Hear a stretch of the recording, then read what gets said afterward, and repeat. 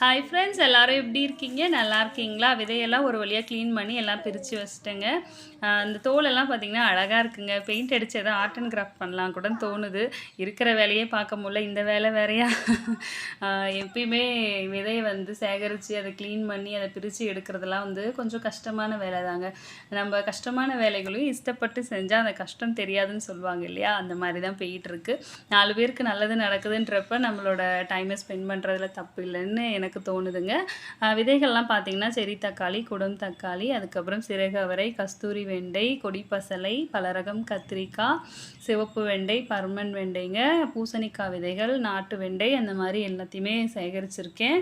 இது எல்லாமே நம்ம தோட்டத்துலேருந்து விளைந்த காய்கள் தான். தொடர்ந்து நம்ம வீடியோ பார்த்துட்டு இருந்தீங்கன்னா கண்டிப்பாக உங்களுக்கு தெரிஞ்சிட்ருக்கும். அதுக்கப்புறம் ஊதா கலர் மிளகா, காராமணி, கேசவர்த்தினி, அதுக்கப்புறம் நெற்பாவலம், இந்த மாதிரி எல்லா விதைகளுமே சேகரித்து வச்சுருக்கேங்க. இன்னொரு விஷயம், அட்ரஸ் கொடுக்குறப்ப நிறைய பேர் வந்து நானும் உங்கள் சப்ஸ்கிரைபர் தான், எனக்கு விதை கொடுங்கன்ற மாதிரி சொல்லியிருந்தீங்க. சப்ஸ்கிரைபராக இருந்தால் மட்டும்தான் நான் விதை கொடுப்பேன்னு எங்கேயுமே சொல்லலைங்க. யார் கேட்டாலும் நான் விதை கொடுப்பேன்.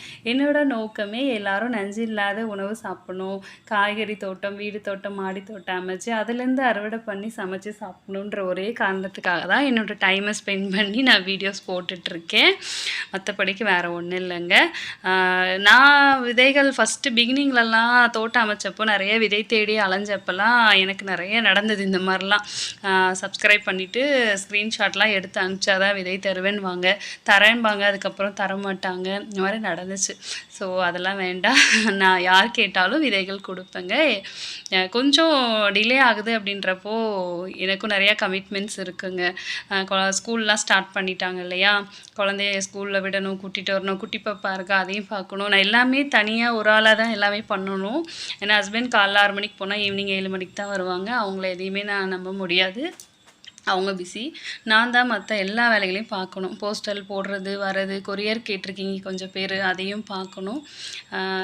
சில பேர் வந்து கேட்டிருந்தாங்க, விதை வந்து நீங்கள் போஸ்டல் சார்ஜாவது வாங்கிக்கலாமே அப்படின்ட்டு. இல்லைங்க, என்னால் முடிஞ்ச அளவுக்கு நான் ஃப்ரீயாகவே பண்ணுறேன். அதுக்கு பார்த்திங்கன்னா நான் வீட்டில் கேட்டால் ஏதாவது கொஷின் பண்ண மாட்டாங்க, இருந்தாலும் வேண்டாம். நான் அப்பப்போ கொஞ்சம் டைம் இருக்கப்ப பார்ட் டைம் ஜாப் மாதிரி பார்ப்பேன். அதில் வர இன்கம் வச்சு என்னோடய பாக்கெட் மணி, பர்சனல் இந்த மாதிரி விதை வாங்குறது, விதை பகிர்றது, இந்த போஸ்டல் சார்ஜ் எல்லாம் நான் அந்த அமௌண்ட்டை வச்சு யூஸ் பண்ணிகிட்ருக்கேன். ஸோ அதனால் யாரும் கவலைப்பட வேணாம். இன்னும் சில விதைகள்லாம் இருக்குங்க. அட்ரஸ் வந்து ஃபஸ்ட் கமெண்டில் நான் மெயில் ஐடி மெசேஞ்சர் கொடுக்குறேன், அட்ரஸ் கொடுங்க.